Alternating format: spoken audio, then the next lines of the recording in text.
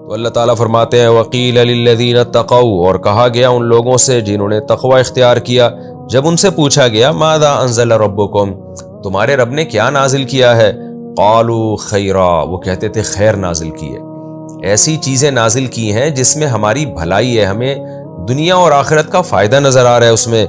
للذین احسنوا فی ہذہ الدنیا حسنہ، وہ لوگ جنہوں نے اچھے اعمال کیے ان کے لیے اس دنیا میں بھی حسنہ ہے۔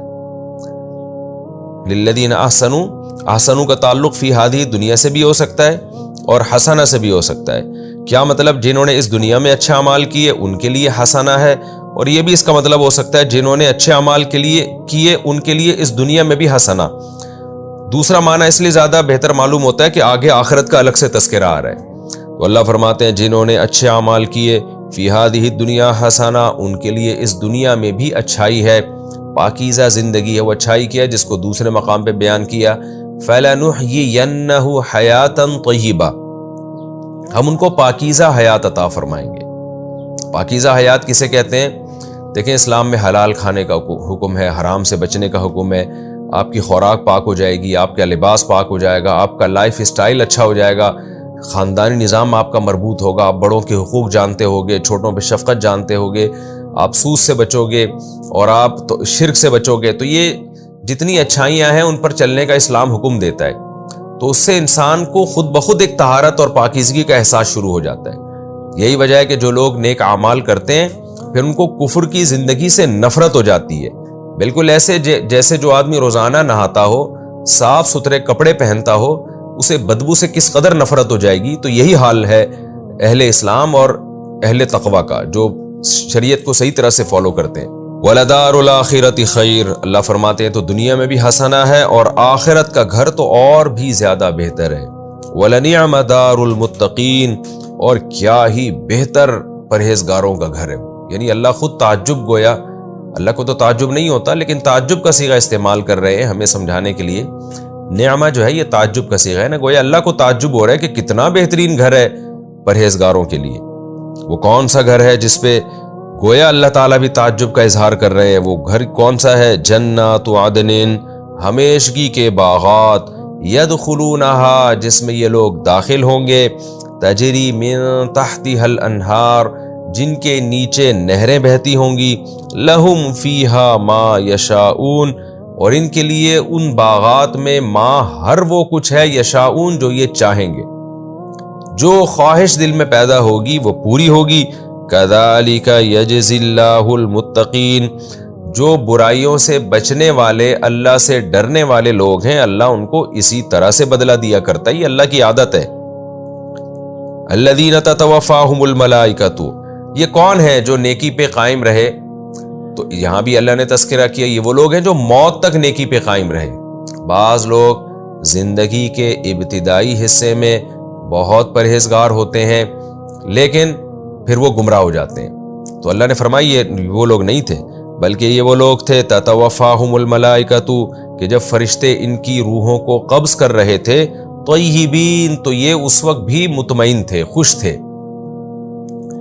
خوش تھے کا مطلب ایمان پر قائم تھے یہ، اور اس میں اس طرف بھی اشارہ ہے کہ موت کے وقت بھی ایک تو موت کی مادی تکلیف جو ہوتی ہے نا، جو ہماری باڈی کو ہوتی ہے، وہ تو نیک کو بھی ہو سکتی ہے، اور بعض دفعہ وہ برے آدمی کو نہیں ہوتی، بے ہوش ہو کے مر گیا، وہ پتہ ہی نہیں چلے گا اس کو، لیکن جو روح نکلنے کی خاص اذیت ہے وہ صرف نافرمان کو ہوتی ہے، وہ فرما بردار کو نہیں ہوتی، جس کا والنازعات غرقا والناشطات نشطا، اس میں اللہ نے تذکرہ کیا ہے۔ تو طیبین کا مطلب یہاں بھی یہی ہے کہ جب روح قبض ہو رہی ہوتی ہے تو ایک خاص اطمینان ہوتا ہے نیک روح کو کہ میرا ٹھکانہ اچھا ٹھکانہ ہے۔ تو اللہ فرماتے ہیں جن کی یہ کنڈیشن تھی تو یہ وہ لوگ ہیں جن کو ہم نے متقی کہا ہے، ان کے لیے جنت کے باغات ہیں۔ یقولون، فرشتے ان سے کہہ رہے ہوں گے، سلام علیکم، تم پر سلامتی ہو، ادخلوا الجنہ، یہ فرشتے اس وقت کہیں گے جب جنت قائم ہوگی۔ موت کے وقت تو ایک الگ خوشی ہوگی جس میں ان کو جنت کی خوشخبریاں دی جائیں گی، برزخ کی زندگی ہے اس کے بعد، لیکن حقیقی جنت قرآن سے پتہ چلتا ہے کہ میدان حشر قائم ہونے کے بعد ہوگی۔ تو فرشتے اس وقت کہیں گے سلام علیکم، تم پر سلامتی ہو، میں نے بتایا نا بار بار کہ قرآن کے واقعات میں ترتیب نہیں ہوتی.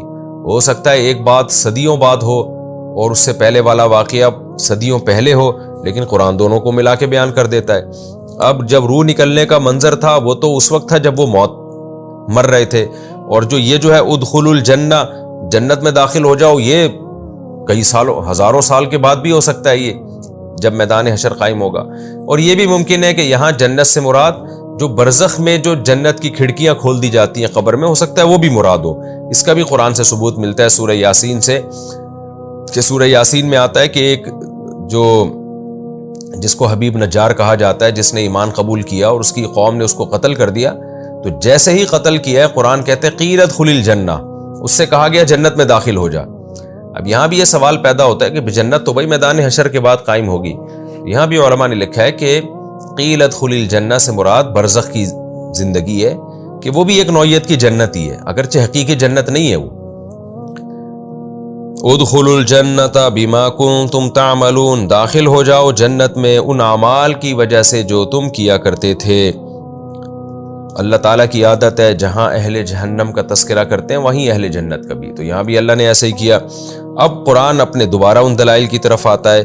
هل ينظرون الا ان تأتيهم الملائکہ، اتنی باتیں سننے کے بعد یہ ایمان نہیں لاتے تو کیا یہ اس کا انتظار کر رہے ہیں کہ فرشتوں کو اپنی آنکھوں سے دیکھیں، فرشتے آئیں؟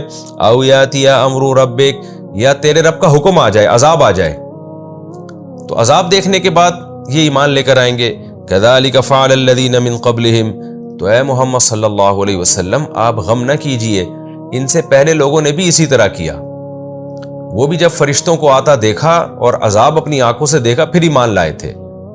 تو یہ کوئی نئی بات نہیں ہے، یہ پہلے لوگ بھی اس طرح کرتے رہے ہیں، تو آپ صبر کریں. جب بھی قرآن میں اس طرح کی آیت ہوتی ہے نا کہ یہ پہلے لوگ بھی کر چکے ہیں، تو اس کا بنیادی مقصد نبی صلی اللہ علیہ وسلم کو، اہل ایمان کو تسلی دینا ہے کہ تکلیف یا غمزدہ اس کام پہ ہونا چاہیے نا جو پہلی دفعہ ہو رہا ہے. یہ تو ہمیشہ سے ہوتا آ رہا ہے یہ، اور ہر پیغمبر نے صبر کیا. وما ظلمهم اللہ، لیکن اللہ نے ان پر ظلم نہیں کیا تھا. ولکن كانوا انفسهم یظلمون، یہ خود ہی اپنی جانوں پہ ظلم کیا کرتے تھے اس طرح کی باتیں کر کر کے جس پر عذاب آیا. فاصابهم سیئات ما عملوا، پس جو بدعمالیاں انہوں نے کی ان کی برائی یعنی برائی کی سزا ان کو پہنچی. وحاق بهم ما كانوا به يستهزئون، اور جس عذاب کا یہ مذاق اڑایا کرتے تھے اس عذاب نے ان کو گھیر لیا.